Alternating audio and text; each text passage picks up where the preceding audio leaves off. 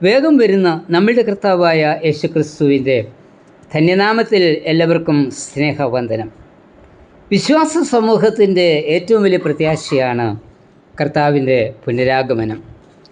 പുതിയ നിയമത്തിൽ മാത്രം ഏതാണ്ട് 320 പ്രാവശ്യം വീണ്ടും വരവിനെക്കുറിച്ച് പറഞ്ഞിട്ടുണ്ട്. വിശുദ്ധ ആരാധനയിൽ വിശ്വാസ പ്രമാണത്തിൽ നാം ചൊല്ലുന്നത്, അവൻ ജീവനുള്ളവരെയും മരിച്ചവരെയും ന്യായവിധിപ്പാൻ മഹത്വത്തോടെ വീണ്ടും വരും, അവൻ്റെ രാജ്യത്തിന് അവസാനം ഉണ്ടാകില്ല എന്ന്. യേശുക്രിസ്തുവിൻ്റെ വരവ് സഭ അക്ഷരാർത്ഥത്തിൽ വിശ്വസിക്കുന്നു എങ്കിലും എപ്പോൾ വരും എന്നതിനെക്കുറിച്ച് വ്യക്തമായ തെളിവ് ഒന്നുമില്ല.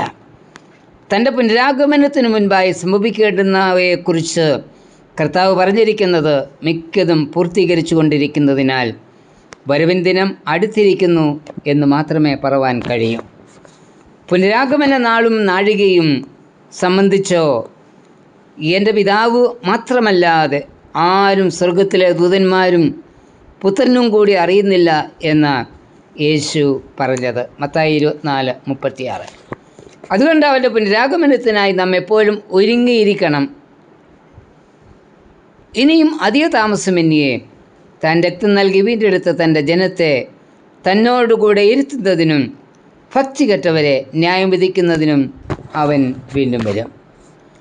ഉയർത്തെഴുന്നേറ്റ കർത്താവ് സ്വർഗാരോഹണം ചെയ്യുമ്പോൾ അത് നോക്കിയ ശിഷ്യന്മാരുടെ ദൂതന്മാർ പറഞ്ഞത്, ഗലീല പുരുഷന്മാരെ, നിങ്ങൾ ആകാശത്തിലേക്ക് നോക്കി നിൽക്കുന്നത് എന്ത്?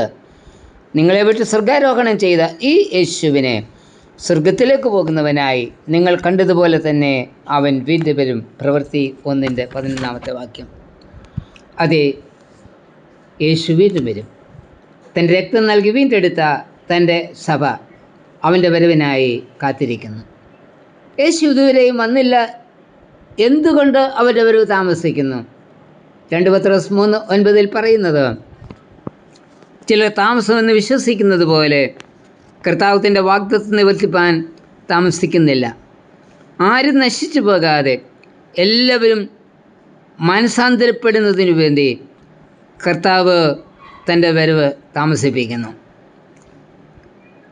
1 തിമോഥെയോസ് 2:4 പറയുന്നത്, അവൻ സകല മനുഷ്യരും രക്ഷ പ്രാപിക്കുവാനും സത്യത്തിൻ്റെ പരിജ്ഞാനത്തിൽ എത്തുവാനും ഇച്ഛിക്കുന്നു എന്ന്. രക്ഷിക്കപ്പെടാത്തവർക്ക് മാനസാന്തരപ്പെടുവാനുള്ള സാവകാശം കർത്താവ് നൽകിയിരിക്കുകയാണ്. ക്രിസ്ത്യാനികളെന്ന് അഭിമാനിച്ച് പാരമ്പര്യവും കുടുംബമഹിമയും ഒക്കെ പറയുന്ന വിശ്വാസി, നീ ഞാനും മാനസാന്തരപ്പെട്ടിട്ടുണ്ടോ എന്ന് പരിശോധിക്കണം. ഇല്ല എങ്കിൽ മാനസാന്തരപ്പെടണം. മാനസാന്തരപ്പെടുവാൻ ഒരു വിലയും നൽകേണ്ടതില്ല. യേശു കർത്താവ് ക്രൂശിൽ നമുക്ക് വേണ്ടി തൻ്റെ ജീവൻ വിലയായി നൽകിക്കഴിഞ്ഞു. രക്ഷ നമുക്ക് സൗജന്യമായി നൽകിയിരിക്കുകയാണ്. റോമർ 3:24 പറയുന്നത്, അവൻ്റെ കൃപയാൽ ക്രിസ്തുവേശുവെങ്കിലെ വീണ്ടെടുപ്പ് മൂലം സൗജന്യമായി അത്രേ നീതീകരിക്കപ്പെടുന്നത്. സൗജന്യമായൊരു നീതീകരണം അനുഭവമാക്കണമെങ്കിൽ കർത്താവിൻ്റെ അടുക്കിലേക്ക് ചെല്ലണം. വെളിപ്പാട് 22:17 പറയുന്നത്, ദാഹിക്കുന്നവൻ വരട്ടെ, ഇച്ഛിക്കുന്നവൻ ജീവജലം സൗജന്യമായി വാങ്ങട്ടെ. അതെ, രക്ഷ സൗജന്യമാണ്. രക്ഷിക്കപ്പെടാത്തവർ ന്യായവിസ്താര സഭയുടെ മുൻപിൽ നിൽക്കേണ്ടി വരും എന്നതിന് സംശയമില്ല. അതുകൊണ്ട് കുഞ്ഞാടിൻ്റെ മഹാകോപത്തിലേക്ക് നമ്മെ തള്ളിക്കളയുവാൻ മനസ്സില്ലാത്തതിനാൽ കർത്താവ് തൻ്റെ പുനരാഗമനം താമസിപ്പിക്കുകയാണ്. എന്നാൽ ഈ താമസം എന്നേക്കും ആയിരിക്കില്ല. അതുകൊണ്ട് ഇപ്പോഴാകുന്നു സുപ്രസാദകാലം, ഇപ്പോഴാകുന്നു രക്ഷാദിവസം. 2 കൊരിന്ത്യർ 6:2